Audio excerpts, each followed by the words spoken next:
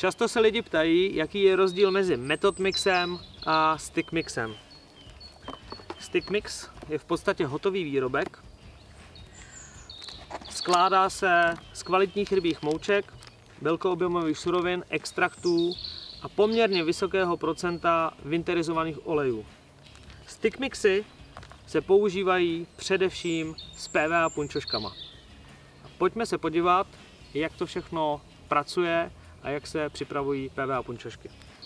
Součástí balení je takováhle malá vanička, do které si nasypu trošku stick mixu.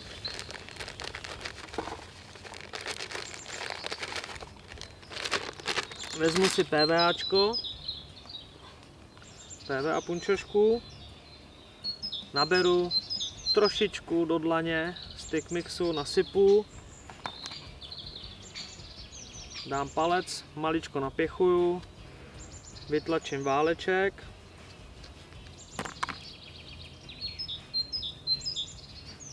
udělám uzlik,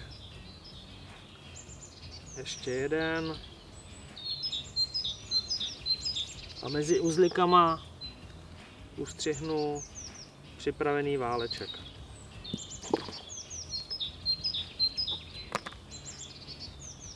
PVA stick mix je hotový. Postupem času u stick mixu dochází k jeho vysušování, proto je součástí balení takovýhle malý olejček, winterizovaný olej. Winterizovaný znamená, že se dobře uvolňuje a pracuje i ve studené vodě, určitě i ve vodě 6 stupňů se ten olej bude furt dobře uvolňovat. To je velká jeho výhoda. Stick mix, který si nasypu do vaničky, vezmu, zkontroluji si jeho konzistenci a když je příliš suchý, nelepí, vezmu si winterizovaný olejček, trošku si tam nakapu, promíchám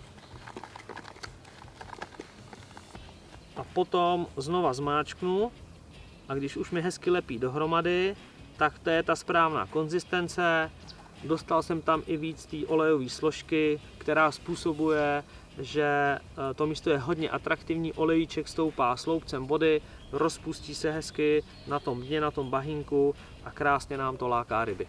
Je několik způsobů, jak se PVA válečky dají připevnit k montáži. Já vám ukážu základní dva. Ten nejjednodušší a nejrychlejší je ten, že si vezmu PVA váleček a těsně vedle uzliku vprostředkem protáhnu do obloučku háčku. Mám to připravený. Druhý způsob, který je o něco náročnější, ale taky efektivní, je a používá se na montáže, které nemají většinou žádné rovnátka. Sundám si hadičku proti zamotání, protáhnu bolí jehlu středem válečku, natáhnu na montáž a háček se mi schová do celého válečku. Někdy, když je větší háček s větším očkem, jde tam hůře provlíknout, tak si vezmu nůžky a předem si maličko vytvořím dírečku. Takhle, když se to rozpustí, tak celý háček je zakrytý v tom PVA rozpuštěným stick mixu. A třetí způsob je, kdy používám malinkatý váleček z tenkýho PVAčka 15 mm, takovýhle malinký bobiček. Používám ho především na montáže, které chci daleko nahazovat. Je to zkrácená montáž nebo nyní populární Ronnie rig montáž. Váleček opět napíchnu středem těsně vedle uzliku do obloučku háčku a mám to připravený. Čím menší váleček, tím dále to letí. S touhle montáží jsem schopný hodit daleko za 100 metrů. Tohle hodně používám, tady tu sestavičku. Hodně rybářů se potýká s lovem na bahně. Mají pocit, že při náhozu jim nástraha zapadne do toho bahna, měkkého podloží.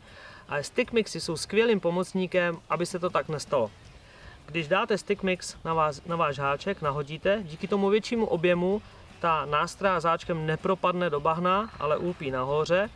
Stick mix obsahuje velké procento olejů a esencí, jak už jsem se zmiňoval, a kolem vaší nástrahy, když se PVAčko rozpouští, vzniká velmi aromatická oblast, ryba ji najde, připlave, chce se nažrat, ale jelikož je tam rozpuštěná malá hromádka mouček, nemůže se pořádně nažrat a přijme vaši nástrahu. Stick mixy se využívají v hojném počtu při závodním rybaření anebo při lovu menších kaprů. Částečně nahrazují krmítka, dá se s nima mnohem dále nahodit, ale stick mixy se dají použít i při lovu velkých kaprů, když ale nejsou moc aktivní. Abyste měli aspoň malou představu, jak takovej stick mix pracuje na dně kolem vaší nástrahy, mám tady malé akvárium a postupně tam montáže naházím a podívejte se, jak to krásně pracuje.